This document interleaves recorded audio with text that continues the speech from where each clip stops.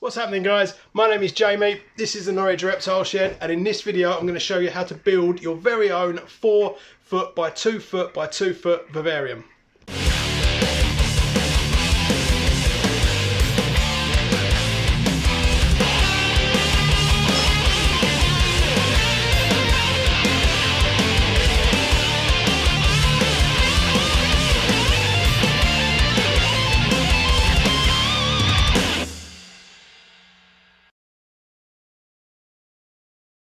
Okay, so you should know by now that here in the Reptile Shed we are doing things DIY. We're going big and we're putting loads and loads of effort into building cool spaces for our reptiles. This one's going to be no different. Although the build is just going to be focused on building a vivarium, the actual animals that are going to go in this vivarium are 2 leopard geckos. Anyway, that's going to be in a future video, and today's video is just going to be focused on how to build a 4 foot vivarium. So let's get started with that. Okay, let's talk about tools we need then before we get started. So I'm cutting all the wood myself.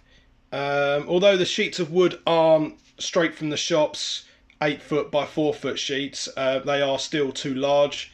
They're all offcuts from my bigger builds, so I do need to cut the wood exactly the same as how you would cut the wood if you purchased a full sheet from your DIY shop. If you aren't comfortable cutting the wood or don't want to sort of buy the tools to cut the wood, you can get the wood cut at places like B&Q. Hey, I'm just interrupting this video to say if you haven't subscribed to the channel, please consider doing so. It means the world to me, the channel, and these cool animals. Okay, so to cut the wood we are going to need a circular saw. That's going to be doing all our work. Comes with a guide. That's going to be handy because we can cut the plimps with that. It doesn't help for much else, but I'll show you later. If we cut a plimp first, then we can use that as a guide for all our other cuts. To do the plinth work and to clamp down our guides for our saw, we're going to need some clamps. So we need at least 2 clamps. So if we had the wood pre-cut, we wouldn't need the circular saw or the clamps. But what we're going to need for sure, we're going to need our measuring tape. We're going to need some way of marking our wood. We're going to need screws. I'm using here, I think there's a bit of a mixture in there, but they're 30 or 40 millimeter screws.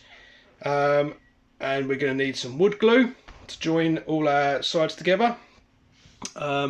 This is optional, but we're going to need to pre-drill the holes. That will help our plywood stay a lot nicer on the edges before we put the screw in. And then we obviously need some way of screwing the screws in. This can be substituted for this. I just got 2 because I build a lot of stuff. So that's what we need. Basically we can build it with that. I do realise that I'm missing one thing, but that's kind of specific to your requirements as well. I'm going to be using circular vents. These are sold in the UK for soffits, so I'll buy these on eBay. These are 70 millimeter cutouts. So you need, if you're going to do this, you're going to need a hole saw to match the size of the hole that you're cutting. And if you're going to do something like a rectangular vent or anything like that, you're going to need some extra tools to cut that out as well, probably a jigsaw. Okay, so just quickly, always worth having a plan. Obviously, if you're going to copy me, then these are the dimensions you need. So feel free to pause the video here, take a screenshot, write it down, do whatever you need. I will be listing them as well in the video description. So that brings us on to glass just quickly as well. I buy my runners from eBay. We've got a top one, which is the deeper one, and a bottom one, which is the shallower one. We're going to need to stick that as well to the wood, and for that I use my old trusty HA6 silicone, which is animal safe, aquarium safe, sticks everything to everything, really good. And we'll also require a silicone gun for that as well. Okay, so this is the wood we're using. It's 18mm hardwood faced plywood. Get it from Wix, B&Q, all that kind of stuff. And if we just have a quick look, you'll see that it's too long, or it's too wide, and also it's too long. So all this stuff needs cutting down, but I chose this piece because it's you know, almost, well, 12.5 centimeters wider than what I need it. I can cut my first plinth out of this, and then that can also be used as a straight edge for all the rest of my cuts, and I'll show you how I do that now. So what I'm going to do is just set this up to cut a 10 centimeter plinth.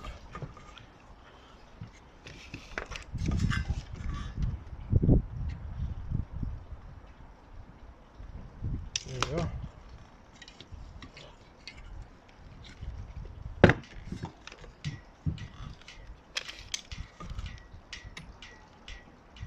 Cool.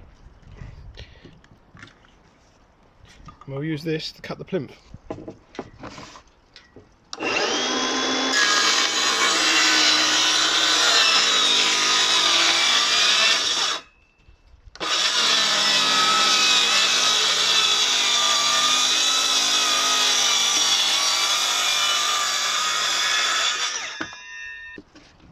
So this now means we've got a nice straight edge to use to clamp down, which we can run our saw along in the future, meaning we don't need that anymore. We can run this edge along that edge.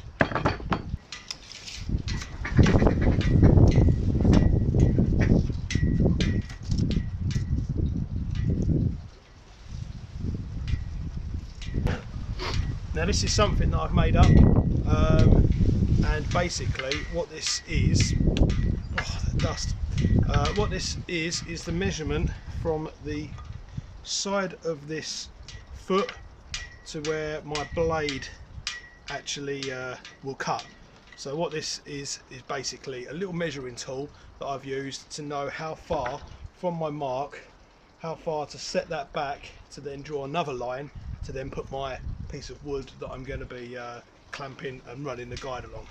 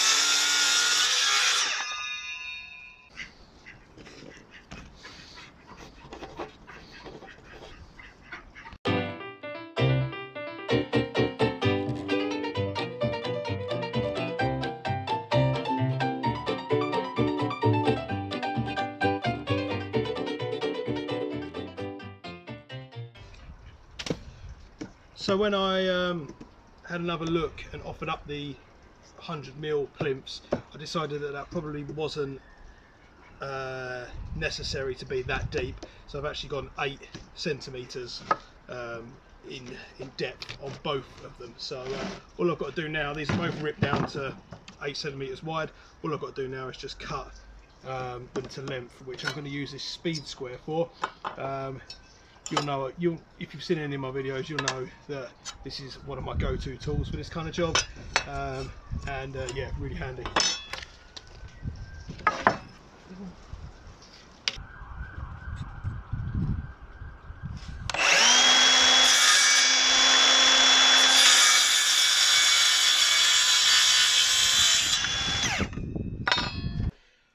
Okay, so next up is just gluing and screwing it all together. So what we're going to do, what I've found to do with plywood, even though it's 18mm, it's quite thick, it still helps to pre-drill the some of the holes that you're going to be putting your screws in. So I've just got a little drill bit there. That's probably, I mean, that's 3mm, just a little 3mm drill bit, and then we're using the 40mm screws, just standard old wood screws.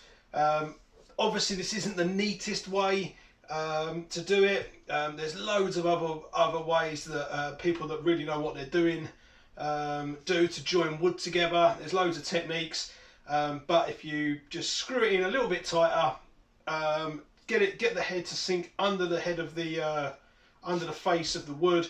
You can use a little bit of filler and you've done it. It's easy as that. So we're going to go ahead and do that, and that is, we're going to be doing the sides first. Now the sides are exactly the same width as the Vivarium.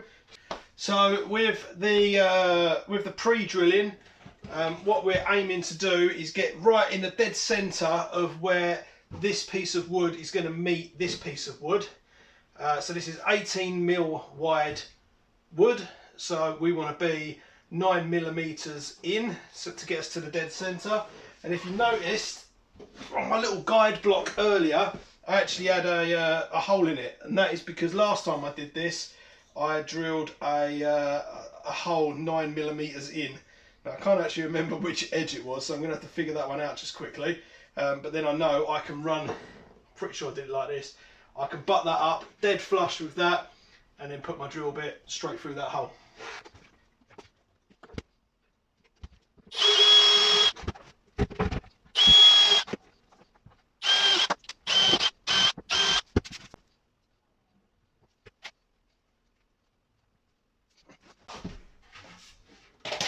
And then all we've got to do is butt these two up nice and square.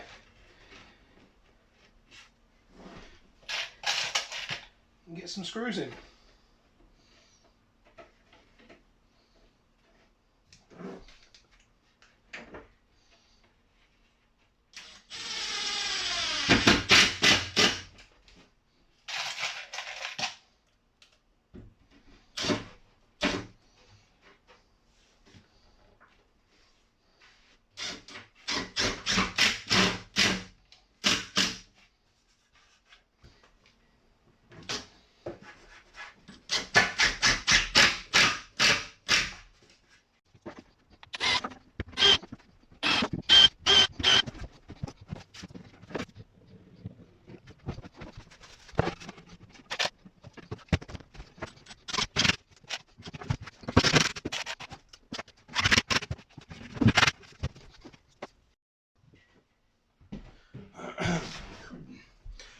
Okay, so next up is the back piece. I've pre-drilled 4 of the holes. I've obviously flipped the Vivarium onto its top just so I can slot the back in, get these 2 done, flip it back over, and then go down the sides. So that should be all good. This should be a really snug fit. If it isn't, then something's gone wrong. If it is too tight, then you have to just run some sandpaper down one edge and just get it to the point where it's nice and snug. Obviously we're going to put some glue on it as well, and I've tested it.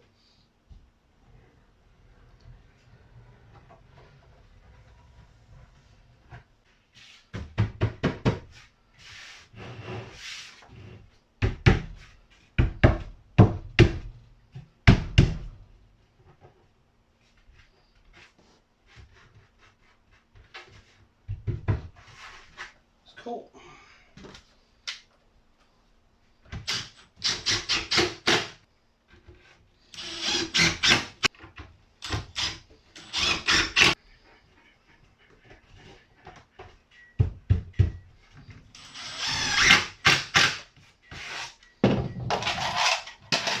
Cool.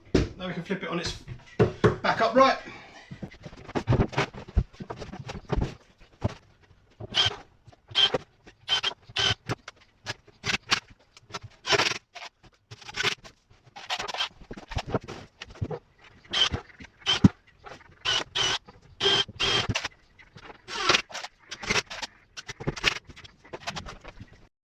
Okay, so last up on the gluing and the screwing front are the plimps. So, like we said, they're 8 centimeters deep on both of them, and they are cut just so they should be a snug fit inside here. So there isn't much movement in there at all. The tighter you can get it, the better. What I do with mine is I actually set my plinth in 18 millimeters, so the actual width of a piece of plywood, I set it inwards, and that's just a kind of a design that I'm using on all of my builds. So I want it to match on here, as well as my 6-foot vivariums as well. So what I've got to do is just be a little bit more careful when I drill my holes, and set my gauge block back 18 millimeters, so I can use the plinth and just butt it right up here on the edge, and then actually put my block there on the inside and just drill some holes then.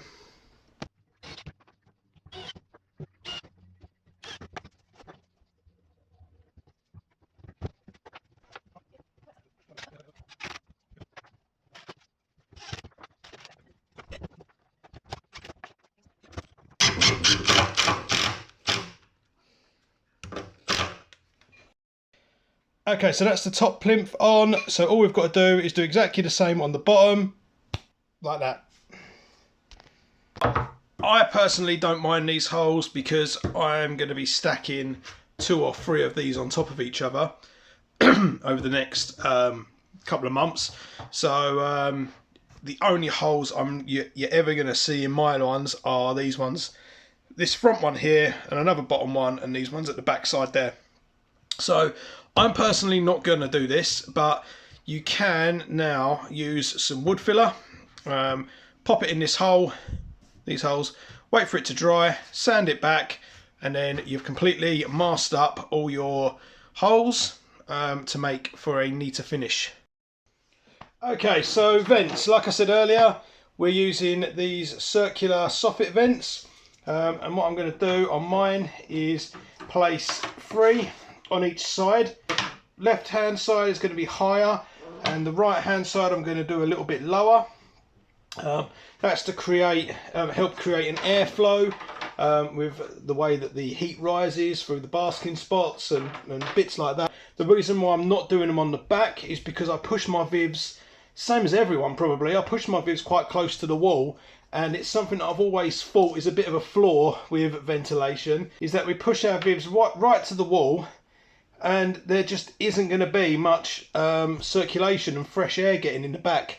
So all my custom builds, I build them on the side, and between each vivarium I leave normally about I don't know, 150 mil between each vivarium, and that also allows me to put fans on the outside as well, and just help create a better ventilation. So I'm going to do the 3 higher ones on this side. I'm actually going to use this ruler, which should make my life a little bit easier. And what I'm going to do is I want them to be quite near the top. Obviously there's my top piece there, so I want them to be quite near the top. We'll start in the middle. So I want them about that high. So what are we there? Okay, we can say 50. So 50 centimeters high. So we can put ourselves a little mark at 50.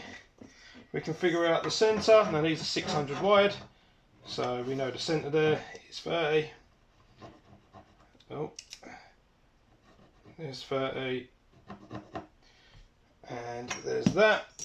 What we can do as well is I'll probably want it about here, so I'll do another 50 there, and I want it about here, so I'll do another 50 there, and then we've got a nice straight line across all three of those marks. And then, so we've got 30 there. I think what we'll do is we'll do 30 there, we will do 45,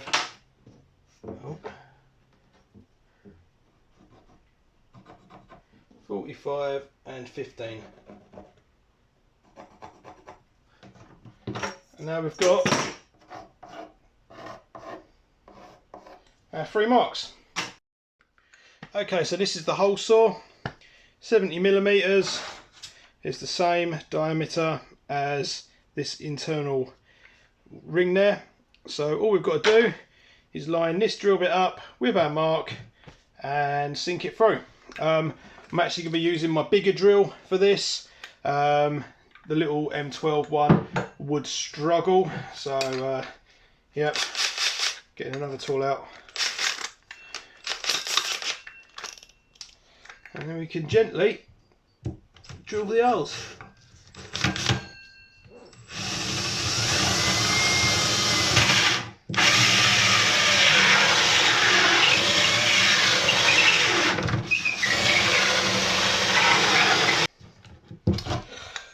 That drill's flat. Switch out to plan B.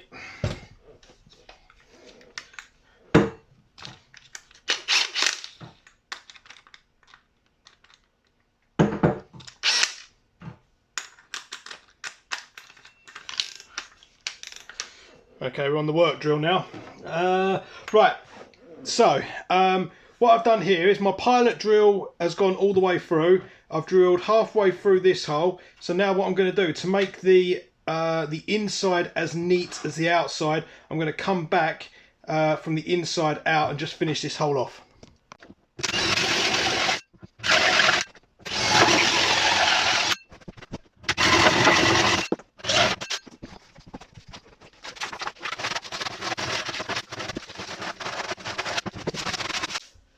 Okay, so we're getting to the final steps of building this thing. For me next, it's putting the stain on. Now all my other builds in the shed that I'm doing are this particular brand of wood stain and this colour, and I do 2 coats, and I kind of want it all to look the same. So that's what I'm going for. It's completely custom to you, what you want it to look like. You could just go straight for varnish. Or you could hit it with different colours or acrylic paints, or anything that's animal safe. So do your research and yeah, pick something that you want. But for me, it's 2 stains of this. So I'm going to go ahead, decant it into this. I found that this is easier than dipping it in there. Nice wide brush, gets the job done quicker. And yeah, so let's hit it with first coat of stain.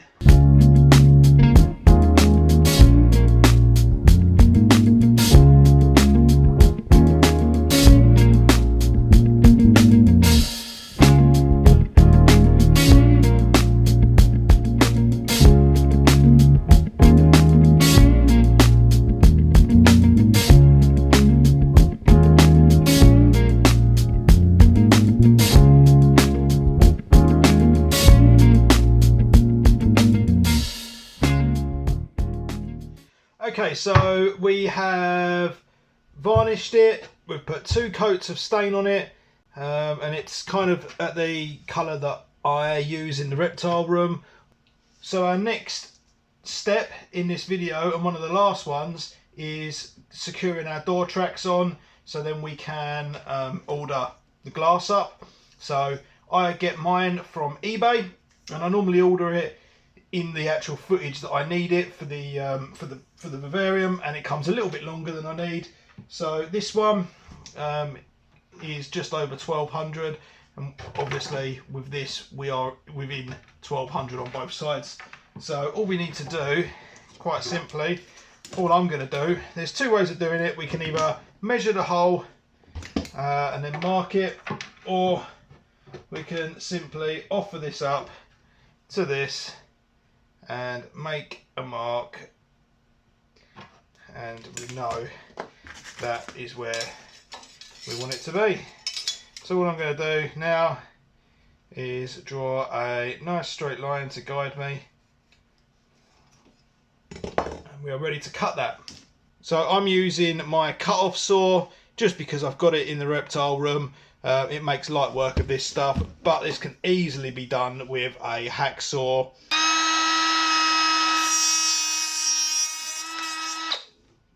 And there we go.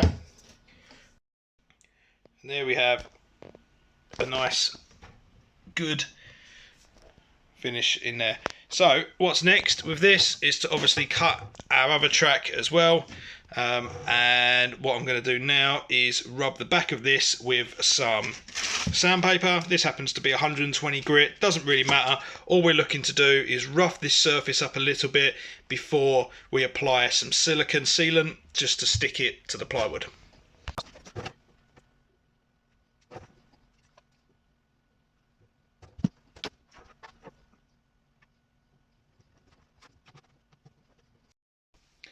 Okay, so at this point we can also measure up for our glass. So this is one of the trickier things, but we can do it. It's very possible.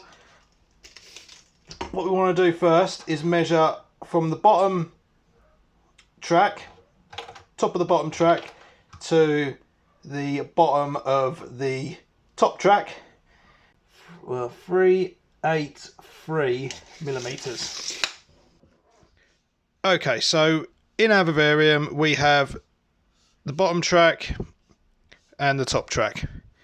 The top track is deeper than the bottom track, and that is so when our glass is sitting inside, it's going to be sitting on the bottom of the bottom track and just inside the bottom of the top track.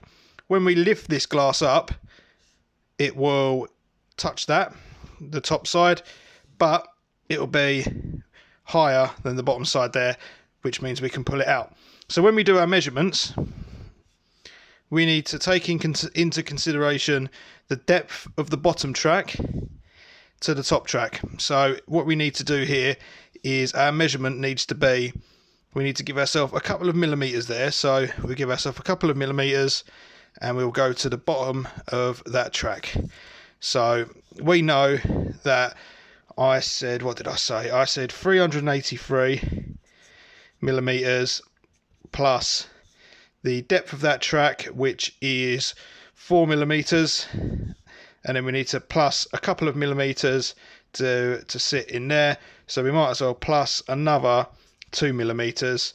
So then we're at 300 and what are we at? 389 millimeters. So let's go and double check this figure. So I'm going to add 1 more millimeter on just to be sure, which means we are now sitting at 390. That's our figure. Okay, and then for the width, we know the clear opening is 117 centimeters, so we're going to divide that by half, which gets us to 58.5. That would be exactly the glass if they butted up to each other. Obviously we want an overlap, so if we add 2 centimeters to each one, we'll end up with a 4 centimeter overlap, which gets us to a nice tidy 62.5. So we know that our glass needs to be 62.5 by 390. There's our glass. So cool. We've gone between millimeters and centimeters just to make that really confusing, but that's 625 by 390 times 2 panes of glass, and that will fit in there. Okay, so this is just showing how I order the glass. I order it online. I'm going for 4mm toughened safety glass, which is actually only about £2 more than standard glass, and it's as easy as that. Ordered up. Okay, so it's been a week or so. The glass has arrived, and now all we have to do is make sure it fits.